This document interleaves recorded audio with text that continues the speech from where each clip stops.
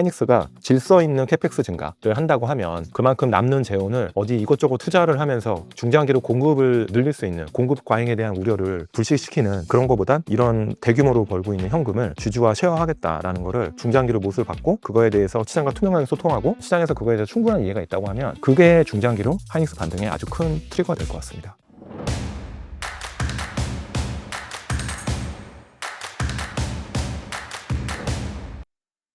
네, 안녕하세요. 오늘 SK 하이닉스가 약간 시장 예상보다 빠르게 주주환원 관련된 정책을 발표해서요. 관련된 이야기를 좀 한번 해보겠습니다. 안녕하세요, 전무님. 사실 지금 우리나라에 있는 투자자라면은 또 투자자가 아닌 사람들조차 계속해서 눈여겨서 지켜보고 있을 기업이 SK 하이닉스인데요. 최근에 말씀하신 대로 하이닉스의 주주환원 관련 공시가 떴어요. 정확히 어떤 내용인지, 유의미한 내용이 맞는지 궁금합니다. 헤드라인에서 보신 내용을 제가 뭐 반복해서 말씀드리는 것보다는 인플리케이션 중심으로 말씀드리면 일단은 40조를 산다고 했고 요거는 정확하게 시장의 예상과 일치합니다. 40조 정도를 자사주 매입을 할 가능성이 높다고 이미 언론에 나왔는데요. 중요한 거는 시기인 것 같아요. 이거를 3개월 안에 다 사겠다. 그러면 이제 영업일수 따지면은 6천억 정도를 매일 산다. 이분하게 산다고 하면요. 오늘은 그거보다 좀 더 샀던데. 그래서 짧은 시간에 6천억이라는 큰 순매수가 들어오는 그런 부분이 있어서 수급적으로 하이닉스의 주가 변동성이 매우 컸잖아요. 그 변동성이 좀 완화되는 그런 역할을 할 수 있을 것 같고요. 3개월 동안. 두 번째는 이제 프리캐시 플로우의 50% 정도를 주주 환원에 쓰겠다고 얘기를 해왔고 그거는 이제 하이닉스 얘기한 게 아니라 언론에서 이제 나온 내용인데 50% 이상이라고 얘기했습니다. 그래서 50%가 상단이 아니고 50%가 하단이 된 거죠. 그래서 50% 이상을 하겠다는 게 좀 시장의 생각보다 좀 더 좋았던 포인트라고 좀 보고 있고요. 마지막으로 세 번째는 10월 말에 이제 3분기 실적 발표를 할 텐데 그때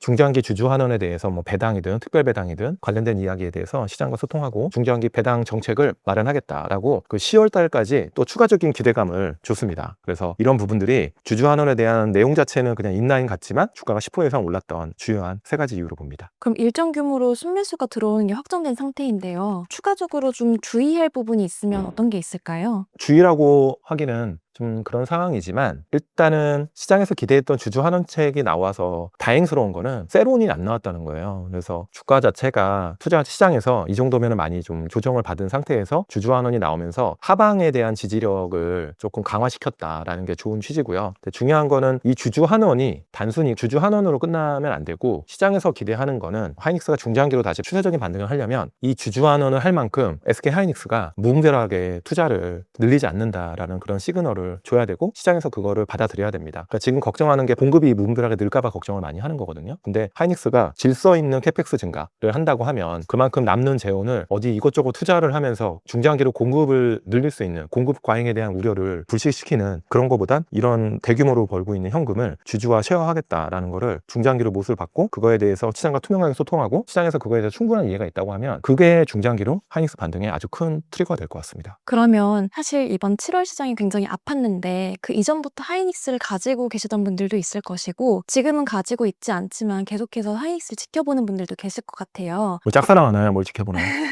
이런 분들에게 좀 투자 전략은 어떤 방식으로 가져가면 좋을지 여쭤볼 수 있을까요? 일단 하이닉스 주가가 고점되고 거의 반토막 났죠. 지금 이제 하이닉스를 우리가 갖고 계시거나 투자하고 싶은 분들은 이렇게 큰 규모의 이익을 내는데 밸류에이션적으로 매력이 있다. 라는 게 가장 큰 주가의 추가 업사이드 트리거로 보시고 이제 들어오는 건데요. 6월 달까지는 그런 논리가 상당히 유효했어요. 이제 7월부터는 단순히 레버리지 관련된 어떤 그 수급, 디레버리징 관련돼서 빠진 건 아닙니다. 그것도 있지만 지금 생각보다 메모리의 공급이 빨리 늘 수 있고 그 다음에 메모리의 가격 상승이 고객사들이 부담으로 작동을 하면서 메모리에 대한 채택을 줄이거나 HBM 같은 부분들이 디스패킹을 하는 그런 노이즈가 분명히 있어요. 그래서 지금은 6월 달처럼 편하게 주가가 급등하는 구간보다는 약간 울퉁불퉁할 수 있다. 저는 그렇게 전망을 하지만 그럼에도 불구하고 7월 달에 큰 조정을 받았기 때문에 지금부터는 너무 지나치게 여기서 추가 하락이나 변동성은 있겠지만 비관론에 빠지기보다는 지금은 중장기로 실제로 고객사들이 이런 메모리의 가격 상승은 어떻게 용인하고 수용하고 특히 이제 엔비디아의 실적 발표가 다음 주에 있을 텐데요. 그때 이제 지금 하이닉스를 둘러싸고 있는 HBM 관련된 노이즈들, 루머들을 좀 일축시킨다고 하면 더 추가적인 반등 가능성이 있다. 그래서 굉장히 많은 비중을 들고 메모리를 들고 7월 달에 굉장히 고통스러우셨을 것 같아요. 메모리가 나쁘다라고 생각 안 하지만 지금도 여전히 저는 업사이드가 높다고 생각하지만 약간의 이제 포트폴리오 분산을 통해서 너무 메모리에만 쏠려 있으면 또 하루에 막 10%씩 빠져도 힘들잖아요. 조금 분산을 하시되 적정 비중을 가져가시면 어떨까라고 이렇게 권고를 드립니다. 말씀 주신 다음 주 엔비디아 실적 발표에서 좀 가장 중점적으로 살펴볼 부분이 있다면 어떤 부분이라고 보시나요? 제가 몇 번 말씀드렸지만 엔비디아의 HBM의 채택에 대한 이슈를 정확히 우리가 HBM4 관련된 노이즈를 해소할 필요가 있어요. 그러니까 엔비디아가 얼마나 소통을 해줄지 모르겠지만 디스패킹이 이제 약간 어느 정도 정설이 됐어요. 그거를 아마 확인시켜주면서 디스패킹을 하는 이유가 우리는 HBM이 이제 많이 필요 없어 라고 얘기하면 악재가 될 거고요. 그게 아니라 HBM의 공급이 부족해서 어쩔 수 없이 디스패킹을 할 수밖에 없고 대신 많이 팔 거야. HBM은 GPU를. 그러면은 주가가 우호적으로 반응할 거다라고 생각합니다. 그래서 그 포인트를 잘 보시면 좋을 것 같습니다. 감사합니다, 주무님. 네, 오늘은 SK 하이닉스의 주주환원 관련된 이야기를 좀 해봤습니다. 예상했던 뉴스고요. 우리가 생각했던 숫자들이지만 그 안에 좀 더 좋은 포인트들이 숨어 있다는 것을 말씀을 다시 한번 드리면서 마무리하겠습니다. 감사합니다. 안녕.